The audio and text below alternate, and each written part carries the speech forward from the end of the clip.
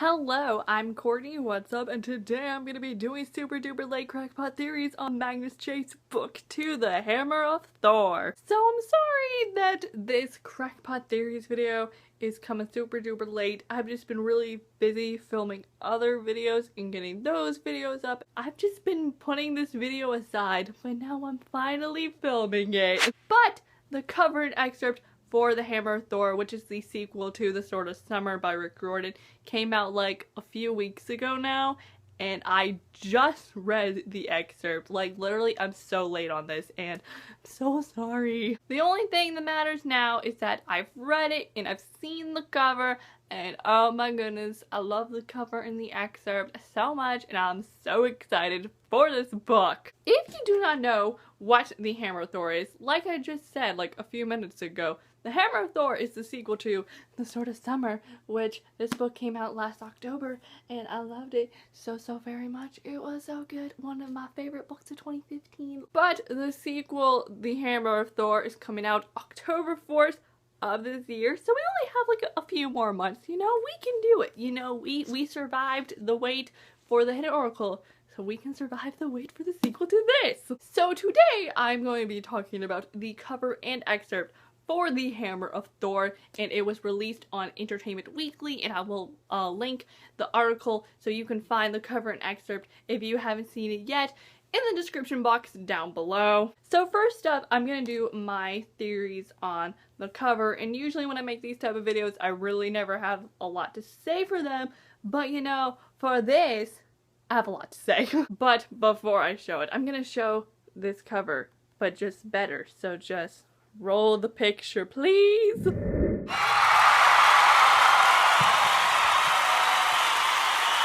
Okay, so now that you've seen it better, my theories on this cover. Well, you see, we got Thor and Loki here, and Loki is probably gonna be doing the most. Like, they're gonna be definitely two important characters in this book, especially since Thor's in the title of the book.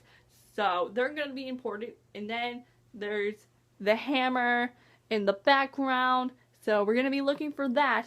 Then there's Magnus with good old Jack the Sword, aka Bay. So my theories on the cover are that Magnus and Jack the Sword are going to go find the Hammer of Thor, which we know that Loki has it because of that ending in Magnus Chase, because oh my goodness, Randolph had it and Loki took it. So Magnus and Jack and Sam and, you know, whoever else we bring are going to have to find the hammer, so aka find Loki. You know, now thinking about it, since we already know that, like, Loki has it because of the epilogue in Sword of Summer, how is Sam gonna feel about this? Because, like, that's her dad, but he has it, and, you know, since it's her dad, she wouldn't think he's a bad person, right? I don't know. I really hope we get to see more of, like, Sam and Loki's bond in this and see if there are close or if she does love him or not. Okay, so now I'm going to be talking about my theories for the excerpt, which the excerpt is chapter 1 of The Hammer of Thor. So if you have not read it yet and you don't want to be spoiled, I will leave now because I'm about to spoil everything from this excerpt. So like I said earlier, I'm going to link the article down below, so if you want to read the excerpt, just pause this video, click the link, read it, and then come back here so we can discuss it together. So bye, non-spoily people! Okay, so let's talk about this excerpt. First off, let me just say I loved being reunited with Magnus in this excerpt so much. I just kind of forgot how much I missed him because Magnus is Bay and he's so funny and I love him to death, and just reading from him again, I was just like, I have missed you so much. So in this excerpt, we find out that it's been 6 weeks since the events of the Sword of Summer, and just reading that I was kind of just like, it's been over a month, and he's just like, oh yeah, I haven't heard anything from Sam in like 6 weeks. I'm kind of just like, excuse me, 6 weeks, like, what, why has it been 6 weeks? But Magnus says that Sam texted him and was just like, hey, we gotta meet and talk about stuff, so obviously stuff's starting to happen, and Sam arrives at this coffee shop and explains why she's been, like, not talking to him because of, like, school and Odin and just all the stuff that she mentions. Flight school! She's doing flight school, you guys, and that just made me so happy! I loved reading about Sam talking about flight school and how Magnus is just like, so these flight lessons were a gift from Amar, and she blushed, and oh, that made me really happy. But then at the same time, I was kind of just like, but I ship you two together. I don't want her with Armin. But it was cute though. That was really nice of him though, but like, still pulling out for Magnus and Sam. I found it so funny, you know, they're just standing in line waiting for their coffee, and then all of a sudden Sam gets this text, and it's just like, oh, gotta go, and Magnus is just like, you just got here. Then Sam goes, Valkyrie business, possible code 381, heroic test in progress. That's what they call it. Magnus is literally just me when he's just like, you're making that up. And then Sam's just like, I'm not. And Magnus goes, so what? Somebody thinks they're about to die and they text you going down. Need Valkyrie ASAP, followed by a bunch of sad face emoticons. So funny. So sadly, Sam leaves us. And then Magnus is just sitting all alone on his table and is just thinking about life.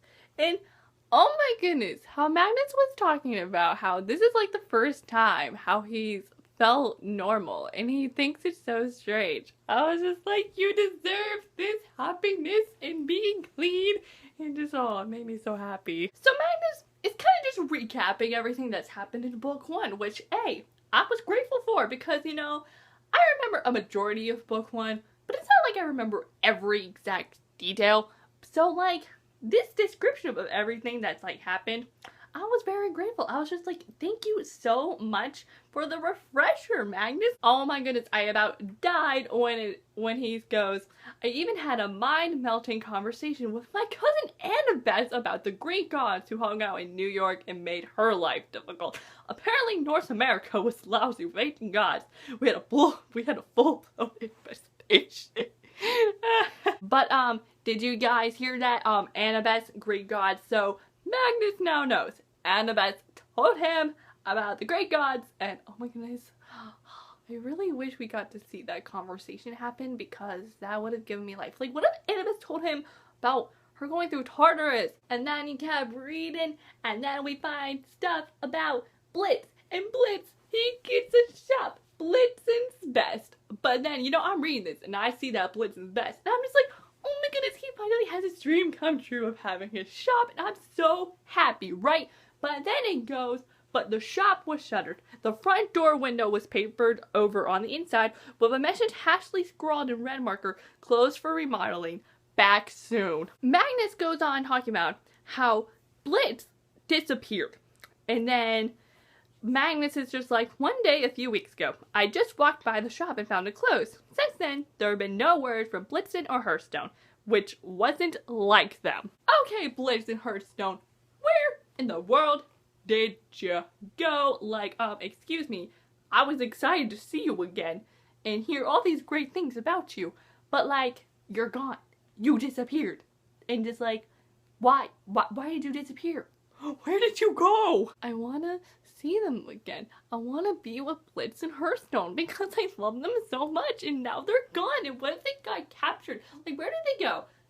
The only places I could think of is like, maybe they're going to find like Hearthstone's parents, but I don't understand why they would do that since his parents hate him, or I don't know. I have no idea where they would go. Hopefully we find them very early on in the book, because I don't want finding Blitz in Hearthstone to become like this huge journey and like take half the book. But you know, at least we get to see good old Otis like coat. We get to see good old Otis. Thor's, you know, dinner half the time in this. And Otis is kind of just giving us a life update about Thor. And so Otis is kind of just like, I finally have a lead, and we all know that's about the hammer. So Otis says that he told Sam about this whole situation and how he has this lead on finding the hammer. And he's just like, my source is reliable. He's another goat who goes to the same psychiatrist. You ever heard some talk in his barnyard? So Otis keeps talking about this whole stuff, and then Magnus is like, you want us to go track down a lead based on barnyard gossip you heard in your psychiatrist's waiting room? And then Otis is like, that would be great. I feel like the information Otis gave really didn't help us much. Oh well, except, of course, when he talks about Provincetown. But Otis keeps talking about this Provincetown and the undead Vikings, and then Magnus is finally just like, why doesn't Thor go and check this barrel himself? I asked. Wait, let me guess. He doesn't want to draw attention, or he wants us to have a chance to be heroes, or it's hard work and he has some shows to catch up on. To be fair, Otis said, the new season of Jessica Jones did just start streaming. Anyways, they keep talking, you know, everything is great. They're talking, you know, having a great time. Then all of a sudden, bang, there's an axe in Otis. Poor Otis the goat dies again by an axe. And then Magnus is looking around and he finds someone on the, rooftop. And then he says the attacker was a figure in black wearing some sort of metal helmet. So who do I think this attacker is? Well, I don't know why I thought this, but my first immediate thought for some reason went to Sam, which I don't know why. So then my second thought was Loki, but I don't think Loki would put himself out in the open, which isn't, Loki's still not chained up, right? He got out of his chains. Loki is a free man, so I don't think it's Loki. Maybe it's someone who works for Loki. So maybe this is a new character that we just don't know. But I loved the end of this excerpt when Magnus just like, so much for a leisurely cup of coffee. I yanked the magical pendant from my neck chain and raced after the goat assassin. If only we got to see Jack the Sword in this, that would have been wonderful because I love Jack so much and I really wanted to see him again. But at least, you know, we kind of got like that maybe like magical pendant, and we all know Jack's there. So he was implied. So what are my theories on this excerpt? Well, for one, I think that attacker is someone who works for Loki and wants anyone that works for Thor to die, even though Otis can come back to life. I'm trying to think. Well, Annabeth.